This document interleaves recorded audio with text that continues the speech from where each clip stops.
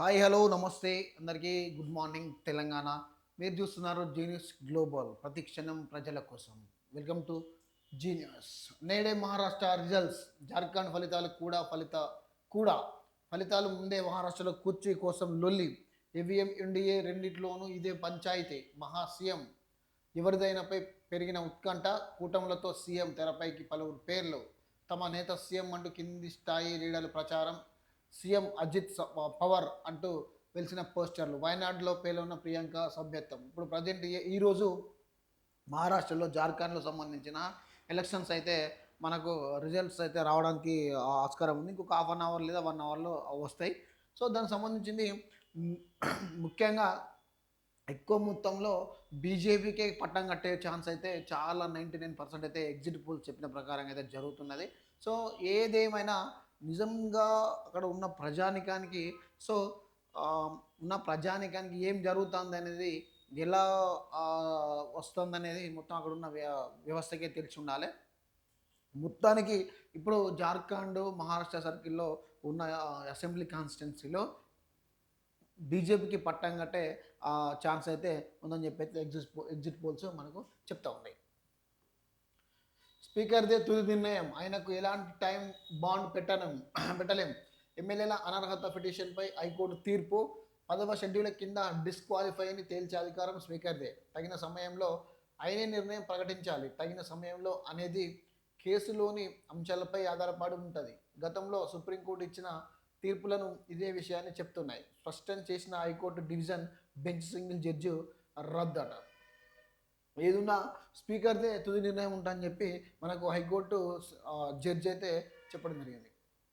ఇక ఒక కార్యక్రమంలో ద్రౌపది ముర్ము మనకు సంస్కృతిని కాపాడుకుందాం, ఉన్నత దేశంగా భారత్ను నిలుపుదాం. రాష్ట్రపతి ద్రౌపది ముర్ము సమాజాన్ని తీల్చేందుకు కుట్రలు అప్రమత్తంగా ఉంటూ కలిసి ముందుకు సాగాలి. బానిసత్వాన్ని నుంచి బయటపడాలి. అందులో భాగంగానే న్యాయ చట్టాల్లో మార్పులు తెచ్చినట్లు వెల్లడి. గచ్చిబౌలి లోక్ మందన్ భాగ్యనగర్లో 2024 భాగ్యనగర్ 2024న ప్రారంభం చేసినాడ మన రాష్ట్రపతి ద్రౌపది ముర్ము.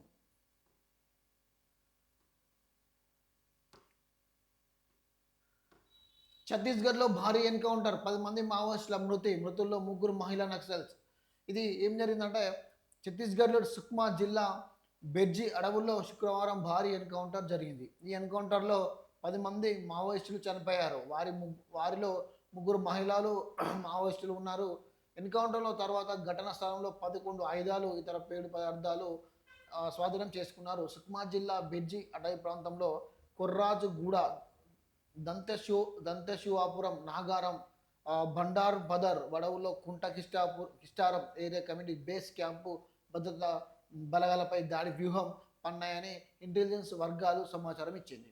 ఓకే, ఏదేమైనా నిన్నటి దాంట్లో ఎన్కౌంటర్లో 10 మంది మావోయిస్టులు హతమయ్యారని చెప్పి అయితే ఒక కటింగ్ అయితే మనకు రావడం జరిగింది. ఇంకోటి మనకు ఇంట్లోకి చొరబడి కత్తులతో నరికి చంపారు. ఇన్ఫార్మర్ల నేపంతో 2 ఆదివాసుల హత్య. ములుగు జిల్లాలో మావోయిస్టుల గుతుకం మృతుల్లో పంచాయతీ కార్యదర్శి ఒక గిరిజన బిడ్డ ఉన్నాడట. ఇది నిజంగా చర్చనీయాంశం. సీతక్క ఇలాకాలో కూడా ములుగు జిల్లా సీతక్క ఇలాకాలో ఇలాంటి దారుణం జరగడం అనేది చాలా బాధాకరం. దీన్ని తప్పకుండా ఖండించే ప్రయత్నం చేయాలి. 11 నెలల్లో భర్తీ చేసిన కొలువులు 53,000 పైనే. టాప్లో విద్యాశాఖ, ఆ తర్వాత పోలీస్ శాఖ. వివరాలు వెల్లడించిన రాష్ట్ర ప్రభుత్వం. త్వరలో గ్రూప్ 4 అభ్యర్థులకు నియామక పత్రాలు. డిసెంబర్ 15, 16 తేదీల్లో గ్రూప్ 2 పరీక్షలు. ఎక్కువ మొత్తంలో మన కాంగ్రెస్ ప్రభుత్వం వచ్చినప్పటి నుండి ఎక్కువ మొత్తంలో రిక్రూట్మెంట్ చేసింది ఏంటుందంటే 53,000 పైన పోస్టులో ఎక్కువ పోలీస్ శాఖ వైద్య శాఖ దాంట్లో ఎక్కువ మొత్తంలో రిక్రూట్మెంట్ చేసారట. సో చాలా వరకు మనం చూసుకుంటే చాలా వరకు ఇప్పుడు చూసుకున్నట్టంటే విద్య వైద్యం, సో దాంట్లో ఎంత ఎక్కువ స్టాఫ్ ఉంటే మనకు అంత బెటర్ అని చెప్పి నా ఉద్దేశం.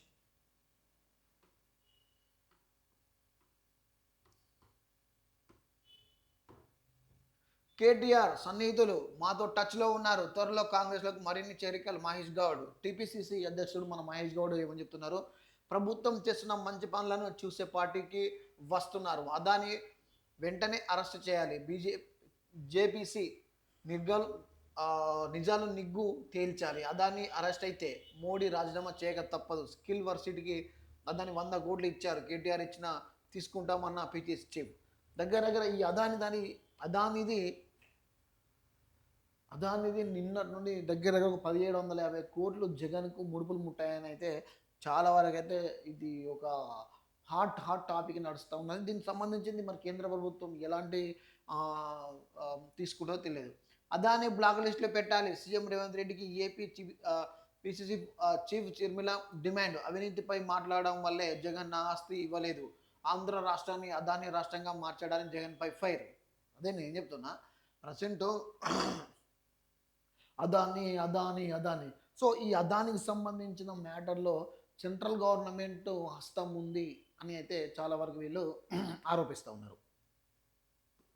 అదాని ఒప్పందాలన్నీ రద్దు చేయాలి. స్కిల్ యూనివర్సిటీకి ఇచ్చిన 100 కోట్లు వెనక్కి ఇచ్చేయాలి. కాంగ్రెస్ హైకమాండ్కు తెలియకుండానే ఇక్కడ ఒప్పందాలు జరిగాయి కేటీఆర్. దీనికి సంబంధించింది స్కిల్ యూనివర్సిటీకి అదాని గ్రూప్ ఆఫ్ సంస్థ వాళ్ళు ఒక 2-3 నెలల బ్యాక్ వీళ్ళు ఏం చేశారంటే 2 months బ్యాక్ వీళ్ళు ఏం చేశారంటే ఒక 100 కోట్లు విరాళంగా ప్రకటించడం జరిగింది. మన గవర్నమెంట్కి కూడా ఇవ్వడం జరిగింది. సో దానికి సంబంధించి కేటీఆర్ ఏమంటున్నాడంటే అదాన్ని ఒక ఫ్రాడ్ చేశాడు కాబట్టి దానికి సంబంధించింది తెలంగాణలో బ్లాక్ చేయాలి. బ్లాక్ చేసి ఇదన్నే మన తెలంగాణలో స్కిల్ యూనివర్సిటీకి చేయకుండా చేయాలి అని చెప్పి చెప్తా ఉన్నారు.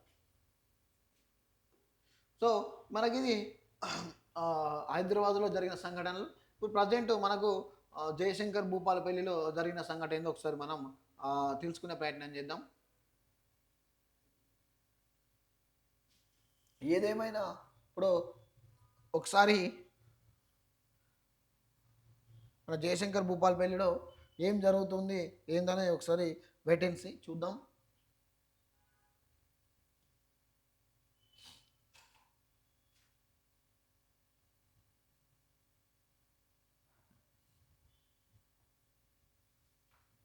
సో మార్నింగ్ న్యూస్ ఇస్తున్న మిత్రులందరికీ ధన్యవాదాలు. మీరు షేర్ అండ్ సబ్స్క్రైబ్ చేస్తూ ఉంటే ఇంకా కంటెంట్ మీకు పెట్టడం జరుగుతుంది. ఏదేమైనా ఈరోజు మహారాష్ట్ర ఎన్నికల్లో బీజేపీ ఘన విజయం సాధిస్తారని చెప్పైతే ఎగ్జిట్ పోల్స్ చాలా వరకు చెప్పడం జరుగుతున్నది. సో దాని పరంగా చూసుకున్నట్టయితే అక్కడ ఎక్కువ మొత్తంలో కమలం పార్టీ కార్యకర్తలతో పాటు కమలం పార్టీకి సంబంధించిన వాళ్ళు చాలా పార్టీ కోసం పనిచేసే వాళ్ళు చాలా ఉన్నారనుకొని మనం భావించుకోవచ్చు. ఈరోజు నడుస్తున్న వ్యవస్థ ఎలా ఉందంటే ఇప్పుడు జార్ఖండ్లో చూసుకున్నట్టయితే జార్ఖండ్లో కూడా దగ్గర దగ్గర కాంగ్రెస్కు 70 సీట్లు అట్లనే బీజేపీకి 74 సీట్లు గాను వచ్చినట్టు సమాచారం. అంతే అట్లనే మహారాష్ట్రలో కాంగ్రెస్కు 70 సీట్లు అట్లనే బీజేపీకి 76 సీట్లు వచ్చినట్టుకు సమాచారం నిమిత్తం అయితే మనకు రావడం జరిగింది. దానికి సంబంధించింది సంపుటి అయితే మనం చూసుకోవచ్చు. ఒకసారి ఈసీకి సంబంధించింది జార్ఖండ్లో రిజల్ట్ సంబంధించింది ఒకసారి మనం చూద్దాం.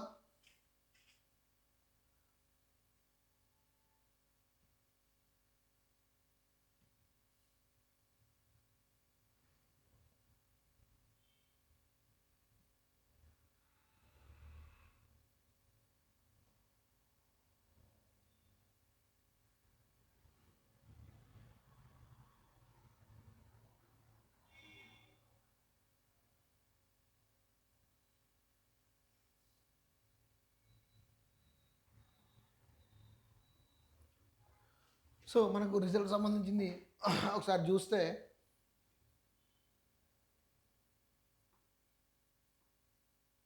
సో ఇప్పుడు జార్ఖండ్లో మనకు జేఎంఎం నుంచి అయితే 24 సీట్లు అయితే కైవసం చేసుకున్నట్టు మనకు తెలుస్తూ ఉన్నది. సో బీజేపీ అయితే 22 సీట్లు అయితే 22 సీట్లు అయితే కైవసం చేసుకున్నాయని మనకు ఈ స్పష్టంగా రిజల్ట్స్ అయితే తెలుస్తూ ఉన్నది.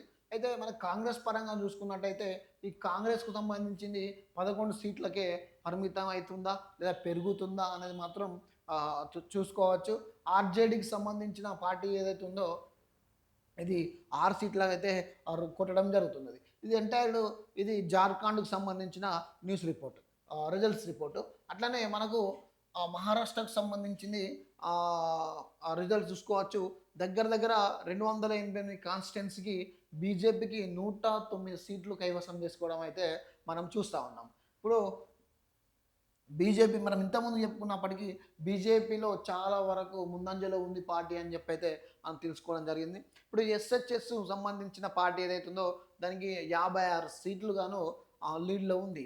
వీళ్ళంటే ఇప్పుడు ఎన్‌సీపీకి సంబంధించిన పార్టీ ఏదైతుందో 36 34 సీట్లకు పరిమితం అయిపోయింది. కాంగ్రెస్ అయితే దగ్గర దగ్గర 19 సీట్ల వరకైతే ఆగిపోయింది.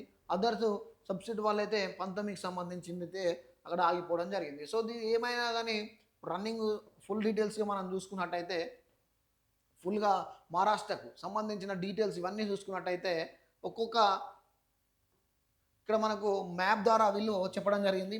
BJP 109, SHS 56, NCP 34. ఈ పార్టీకి సంబంధించిన ఏదైతే మనకు రిజల్ట్స్ ఉందో ఆ రిజల్ట్స్ పరంగా మనకు షో అయితే కావడం జరిగింది. ఇక్కడ మనకు పార్టీ నేమ్ వైజు చెప్తా ఉన్నారు. భారతీయ జనతా పార్టీ బీజేపీ దగ్గర దగ్గర 109 దాంట్లో టోటల్ లీడ్‌లో ఉంది అని చెప్పైతే చెప్తా ఉన్నారు. ఇంకా విన్ అయితే మాత్రం ఇంకా ఏదైతే విన్ కాలేదు. సో, శివసేనకు సంబంధించింది ఆ పార్టీ చూసుకున్నట్టయితే 56 సీట్లకు లోడ్ లీడ్‌లో ఉందైతే మనం అని చెప్పుకోవచ్చు. National Congress party NCP Indian national Congress అయితే 19 సీట్లు అయితే లీడ్‌లో ఉందని చెప్పైతే చూస్తా ఉన్నది. సో, ఇవన్నిటిని మనం చూసుకున్నట్టయితే దగ్గర దగ్గర మనకు ఆధిపత్య పోరులో పోరాడే దాంట్లో ఎవరున్నారు అంటే ఎక్కువ బీజేపీ అండ్ మనకు శివసేన ఈ రెండిట్లనే పెద్ద పోరు మనకు తెలుపుతా ఉన్నది. ఏదేమైనా మొత్తానికైతే బీజేపీ క్లీన్ స్వీప్ చేసే అధికారం చేసే ఛాన్స్ ఉందైతే నేను భావిస్తా ఉన్నాను. సో, అట్లనే ఇంకా మనకు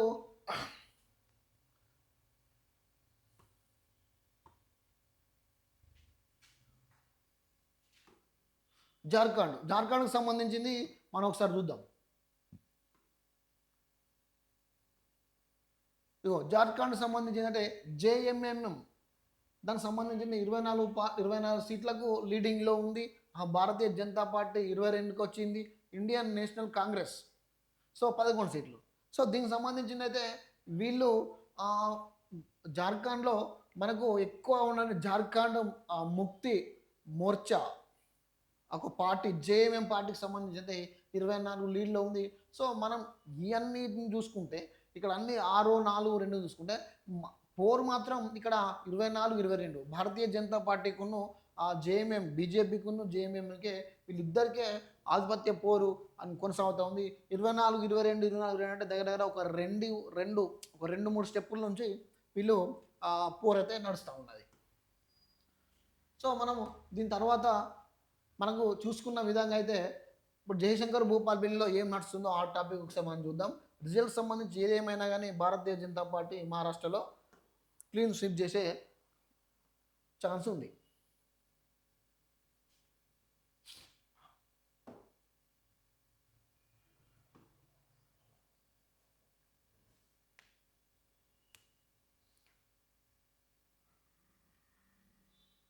మన జయశంకర్ భూపాల్పల్లికి సంబంధించిన సంపుట్లో ఒకసారి చూద్దాం. ఈనాడు జయశంకర్ భూపాల్పల్లిలో చూపు మసకబారుతోంది. బాల్య దశలో దృష్టి సాధించకపోతే ముప్పే, తలనొప్పి బాధ తాళలేక. నిజంగా ఇది చెప్పాలంటే చిన్న పిల్లలకు కంటద్దాలు, చిన్న పిల్లలకు కంటికి సంబంధించిన ప్రాబ్లమ్స్, మెడ నరాల నొప్పి, ఈ తలనొప్పులు, మళ్ళీ ఎక్కువ మొత్తంలో తెల్ల వెంట్రుకలు ఇవన్నీ చాలా వరకు చిన్న దశలోనే వస్తున్నాయి. ఒకప్పుడు దగ్గర దగ్గర ఒక 50-60 సంవత్సరాల దాటిన పైబడిన వాళ్ళకు ఈ తలనొప్పులు, ఈ కళ్ళు సంబంధించిన ప్రాబ్లమ్స్ వచ్చాయి. కానీ ఇప్పుడున్న వీళ్ళు తినే ఫుడ్, పీల్చే గాలి దీని ప్రకారంగా ఎక్కువ ఫోన్ వాడడం వల్ల చిన్న చిన్న పిల్లలు ఫోన్లు వాడడం వల్ల ఈ రోగాలు ఫాస్ట్‌గా అంటుకుంటున్నాయి. మెయిన్ ఏందంటే ఒక ఫోన్. ఆ ఫోన్ తగ్గిస్తే ప్రతి ఒక్కరూ ఆరోగ్యంగా జీవించొచ్చు.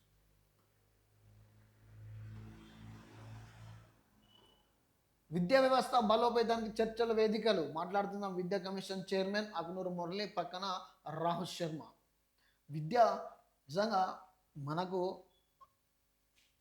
విద్యా వ్యవస్థను బలోపేతం అంటే విద్యను దార చేసినప్పుడు, సో విద్యను దారదత్తం మనకు ఎవరైతే టీచర్ ఉన్నాడో ఆయనకు ఉన్న టాలెంట్ మనకు చూపెడితే సరిపోతుంది. ఓకేనా. విద్యను చాలా వరకు సిటీల్లో అక్కడిక్కడ అమ్ముకోవడానికైతే చాలా యూనివర్సిటీలు, ప్రైవేట్ యూనివర్సిటీ అయితే లక్షల లక్షలు. మొన్న ఒక న్యూస్లో చూసిన, ఒక ఫిఫ్త్ క్లాస్ పిల్లానికి డొనేషన్ దగ్గర దగ్గర ఒక 5 లక్షలు అంట పర్ ఇయర్. చూడండి అంత ఘోరంగా ఉన్నది. అందుకోసమే విద్యను దానంగా తీసుకోవాలి కానీ అమ్ముకోవద్దు. సింగరేణి నూతన సంస్కరణలకు శ్రీకారం. ప్రతి శుక్రవారం మాజీ కార్మికులతో గ్రేవెన్స్ డే. ఎలాంటి సమస్యలు పరిష్కరిస్తారంటే, సింగరేణిలో పదవి వివరణ పొందిన కార్మికులు పలు విభాగాల్లో పనులు చేస్తున్న ఉద్యోగులకు చివరి రోజున వారు పనిచేస్తున్న గనుల్లో వివిధ డిపార్ట్మెంట్లో తోటి కార్మికులకు శాల్వతో ఘనంగా సత్కరించి ఇంటికి పంపిస్తారు. అది అది ఒకటట. అయితే మాజీ కార్మికులు సింగరేణి సంస్థ నుంచి నెలవారీగా పెన్షన్ పొందడానికి తీసుకోవాల్సిన చర్యలు కూడా వీళ్ళు తీసుకుంటారట. ముఖ్యంగా వారసత్వ ఉద్యోగాల విషయంలో అట్లనే ఇలాంటి సమస్యలు పరిష్కారం ప్రస్తుతం మాజీ కార్మికులకు తొలుత ఆయన పనిచేసిన గని చెందిన సంక్షేమాధికారి మేనేజ్ కార్యాలయంలో చుట్టూ రోజులు తరబడి తిరగాల్సిన దుస్థితి నెలకొంటుందట. దానికి సంబంధించింది ఇవన్నీ చేస్తారట. గణపురం అభివృద్ధికి చర్యలు తీసుకోండి. కేంద్ర హోంశాఖ సహాయక మంత్రి బండి సంజయ్ పంపిన లేఖను కలెక్టర్కు అందిస్తున్న భాజపా నాయకులు.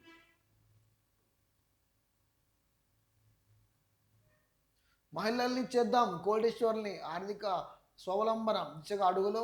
హెచ్ఎస్డిలో స్టీల్ను సందర్శించిన రాష్ట్ర మంత్రులు పొంగులేటి శ్రీనివాసరెడ్డి, కొండ సురేఖ. ఇక మన పొంగులేటి శ్రీనివాసరెడ్డి సారు ఏం చెప్తాడంటే,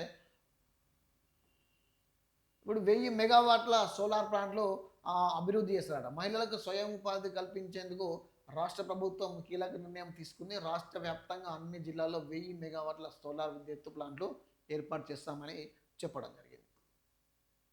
వరంగల్, ఇది మహిళల అభివృద్ధి మా లక్ష్యం అంటూ ప్రభుత్వం ఇందిరా మహిళా శక్తి పథకం ద్వారా స్వయం సహాయక సంఘాలకు వడ్డీ లేని రుణాలు మంజూరు చేస్తుంది. వ్యక్తిగత 1,00,000 నుంచి 3,00,000 వరకు రుణాలు, గ్రూపు యూనిట్లకు 4 నుంచి 20 లక్షల వడ్డీ లేని రుణాలను స్వయం సహాయక సంఘాలు స్వయం ఉపాధి పొందేందుకు వినియోగించుకోవాలి. ఎందుకు ఇది రూపాయి వడ్డీ పడుతూనే ఉన్నది కదా, మళ్ళీ ఇంకా వీళ్ళు వడ్డీ లేని నియమిస్తారు. ఇగో హోమ్వుడ్స్, వరంగల్ జిల్లా శంభుపేటకు చెందిన శ్రీ లక్ష్మీ గణపతి ప్లస్ సమైక్య పొదుపు సంఘం మహిళల హోమ్ ఫుడ్స్ తయారు చేసేందుకు కుటీర పరిశ్రమను నెలకొల్చారు. ఇందిరా మహిళా శక్తి పథకం ద్వారా 8 లక్షల రుణం పొందారు. వారాహి హోమ్ ఫుడ్స్ షాపు తెరిచారు. శుభకార్యాలకు పిండి వంటలకు అందిస్తున్న ఒక్కొక్క మహిళ నెలకు 7,000 వరకు సంపాదిస్తున్నారట. చూడండి, మహిళలు అన్నింటిలో రాణిస్తూనే ఉన్నారు. ఇదేంది రేణుశ్రీ కంప్యూటరైజ్డ్ డిజైనింగ్ వర్క్ అట, ఇది ఒకటి. అట్లే ఇదేంటంటే అమ్మ పొదుపు సంఘానికి చెందిన 6 మహిళలు స్వయం ఉపాధి దిశగా ఆలోచించారు. ఇందిరా మహిళా శక్తి పథకం ద్వారా 12 లక్షల రుణం పొంది అసన్పర్తిలో అమ్మ దాల్ మిల్ ఏర్పాటు చేసుకున్నారు. రైతు వద్ద ముడి సరుకులు కొనుగోలు చేసి వాటిని పప్పులుగా తయారు చేసి విక్రయిస్తున్నారు. సో నిజంగా వీళ్ళ ఆత్మస్థైర్యాన్ని మెచ్చుకోవచ్చు. దగ్గర వీళ్ళ ఆత్మస్థైర్యాన్ని మెచ్చుకోవచ్చు. చూడండి, వీళ్ళు ఒక 10 మంది కలిసి ఒక బిజినెస్ స్టార్ట్ చేస్తారు వీళ్ళు. చూడండి, ఇది ఇప్పుడు కాకుండా భవిష్యత్తులో పెద్ద హోమ్ ఫుడ్స్ పెద్దగా బిజినెస్ అయ్యే ఛాన్స్ ఉంటుంది. లోక్మందాల్లో మెరిసిన బోరగల్లు వైభవం, దేశ వివిధ సంస్కృతులు ప్రతిబింబం ఇచ్చేలా హైదరాబాదు హైటెక్ సిటీ శిల్ప రామంలో ఏర్పాటు చేసిన లోక్ మందన్ 2024 కార్యక్రమంలో ఓరగల్లు వైభవం పట్టింది. తొలి రోజు గురువారం కాకతీయ మహారాణి రుద్రమదేవి విగ్రహాన్ని పూర్వ ఉపరాష్ట్రపతి వెంకయ్యనాయుడు ఆవిష్కరించగా, ప్రధాని కార్యక్రమాన్ని శుక్రవారం రాష్ట్రపతి ద్రౌపది ముర్ము ప్రారంభించారు. ప్రధాన వేదికపై ఒకవైపు ఏర్పాటు చేసిన రాణి రుద్రమదేవి విగ్రహం ప్రధాన ఆకర్షతగా నిలిచింది. రాష్ట్ర సాంస్కృతిక రాజధాని వరంగల్ను గుర్తు చేసే కాకతీయుల కళాతోరణం, రామప్ప దేవాలయం నంది విగ్రహం, 1000 స్తంభాల గుడి తదితర వాటి కళాకారులను శిల్ప కళా వేదిగా ప్రవేశ ద్వారం ముందు ఏర్పాటు చేశారు. నిజంగా మన రామపాలయంకు యునెస్కో నుంచి కూడా ప్రత్యేక గుర్తింపు లభించింది. సో అప్పుడు గుర్తింపు లభించినప్పటికీ ఇంకా కొంచెం లోక్మందాల్లో మెరిసిన ఊరు వల్ల వైభవం అంట. నేడు ఉపాధ్యాయ ఎమ్మెల్సీ ముసాయిదా ఓటర్ జాబితా విడుదల. వరంగల్, ఖమ్మం, నల్గొండ ఉపాధ్యాయ ఎమ్మెల్సీ ముసాయిదా ఓటర్ జాబితా శనివారం విడుదల కానుంది. నియోజకవర్గం పరిధిలో జిల్లా కలెక్టరేటు, ఆర్డీఓ, తహసీల్దార్, ఎంపీడీఓ, ఏఈఓ కార్యాలయాలతో పాటు అన్ని పోలింగ్ కేంద్రాల్లో జాబితాను ప్రవేశించారు. 6 వరకు ఆన్లైన్, ఆఫ్లైన్ దరఖాస్తు స్వీకరించిన అధికారులు గడుపు విధించారు. 3 ఉమ్మడి జిల్లా పరిధిలో 191 మండలాల నుంచి 28,609 దరఖాస్తులు వచ్చాయట. రానులో మన జయశంకర్ భూపాలపల్లిలో 264 దరఖాస్తులు పోగా సిద్దిపేట నుంచి అత్యంత తక్కువ ఉన్న డిస్టిక్లో సిద్దిపేట ఒకటి చాలా తక్కువ ఉన్నదన్నమాట. పేరుకు 100 నిర్మాణాలు. కాళేశ్వరంలో గోదావరి నదిలో నిమజ్జనం నిర్వహించే భక్తుల విశ్రాంతి కోసం ఆలయ ఆవరణలో 100 రూములు అతిథి గృహ నిర్మాణం చేపట్టినట్లు గత ప్రభుత్వం ప్రకటించిన వాడుకలో ఉన్నవి 86 గదులే. గత ప్రభుత్వంలో 8,100,00,000 రూములు అతిథి గృహ నిర్మాణం చేపట్టారు. నిధుల కొరకు 86 గదులు పరిమితం చేశారు. మొదటి అంతస్తులో 43, రెండో అంతస్తులో 43 నిర్మాణం జరగగా అవి వాడకంలో మాత్రం 100 రూములు అతిథి గృహాలు అని పిలుస్తున్నారట. దగ్గర ఎంతైనా వీళ్ళు 100 అతిథి గృహాలకు 86 గదులే ఉన్నాయట. అక్కడ 86 గదులు సంబంధించిందే వాడకంలో ఉన్నాయట, మిగతా గదులు వాడకంలో లేవట. ఇక చూడు, అర్జున్ మృతదేహం వద్ద రోధిస్తున్న కుటుంబ సభ్యులు పోలీస్ స్టేషన్కు కూతవేటు దూరంలోనే ఉలిక్కిపడ్డ మాన్యం. మావోయిస్టుల దుశ్చర్చతో కలకలం. 2 అనంతరం మావోల పంజా. ఇక చూడు, మాన్యం ఒక్కసారిగా ఉలిక్కి పడింది. మావోయిస్టుల దుశ్చర్యతో నెత్తుడు చిందింది. తెలంగాణ ఛత్తీస్గఢ్ సరిహద్దు దండకారణ్యంలో నిఘా కళ్ళుగప్పి భూతకానికి ఒడిగట్టడం చర్చనీయాంశమైంది. ములుగు జిల్లా వాజేడు మండలంలో పెనుగోడు కాలనీలో గురువారం రాత్రి మారణాయుధాలతో 2 హత్య చేయడం కలకలం సృష్టించింది. దీంతో తెలంగాణ మొత్తం అట్టడుగుతుంది. కూడా అర్జున్ భార్య సావిత్రి ఏమంటుందంటే, వ్యవసాయ కూలి పనులు చేసుకునే ఉయిక అర్జున్ భార్య సావిత్రి తమకు దిక్కేవారంటూ రోధిస్తుంది. పెనుగోడు గుట్టల నుంచి ఇక్కడికి వచ్చి ఉంటామని, కుటుంబ పోషణకు ఇద్దరం కలిసి కష్టపడుతున్నామని, 3 కుమార్తెలు మాకు ఎలా పోషించాలని ఏడుస్తుందట. ఇందులో పెనుగోడు చెందిన ఉయిక రమేష్ డిగ్రీ వరకు చదివారు. 2019లో పంచాయతీ కార్యదర్శిగా ఎంపికై పేరూరు పంచాయతీ కార్యదర్శిగా విధులు నిర్వహిస్తున్న కొండలపైన ఉన్న పెనుగోడులు తొలి ప్రభుత్వం ఉద్యోగిగా పేరొందాడు. పంచాయతీలో ప్రజలు ఎదుర్కొంటున్న సమస్యలు పాలన సామరస్యంగా పరిష్కరించడమే పేరుంది. రమేష్కు 2 కూతుర్లు, 1 కుమార్తె. వృద్ధులైన తల్లిదండ్రులు ఉన్నారు. మమ్మల్ని అనాథలుగా చేసిన తన భర్తను నక్సల్స్ అదమార్చి తమకు దిక్కు లేని వారిగా చేశారంటూ రమేష్ భార్య రాంబాయి కన్నీరుగా విలపిస్తుంది. గొడ్డలితో నరుకుతున్న వ్యక్తులను దండం పెట్టి బతిమలాడుతూ అడ్డుకున్నా కనికరించలేదంటూ రోధిస్తున్న తీరు చూపలేదు అంటూ మాట్లాడుతున్నారు. చూడండి, గొడ్డలితో నరుకుతుంటే కూడా కనికరించలేదట. కూలగొట్టాలు, వదిలేశారు, కథం. ఇదిగో చల్లగరిగే పంచాయతీ భవనం. ఇందులో గది ప్రభుత్వ ఆయుర్వేద ఆసుపత్రికి నిర్వహించేవారు. భవనం శిథిలావస్థకు చేరుకోవడంతో నూతన భవనానికి నిర్మాణానికి ప్రభుత్వం 23 లక్షల నిధులు మంజూరు చేసింది. గత ప్రభుత్వం ఎన్నికలలో ముందు శంకుస్థాపన చేశారు. ఆ తర్వాత ఆయుర్వేద ఆసుపత్రి నిర్వహిస్తున్న గది పైకప్పు పూర్తిగా కూలగొట్టారు. ఇప్పటి నుంచి ఒక్క అడుగు కూడా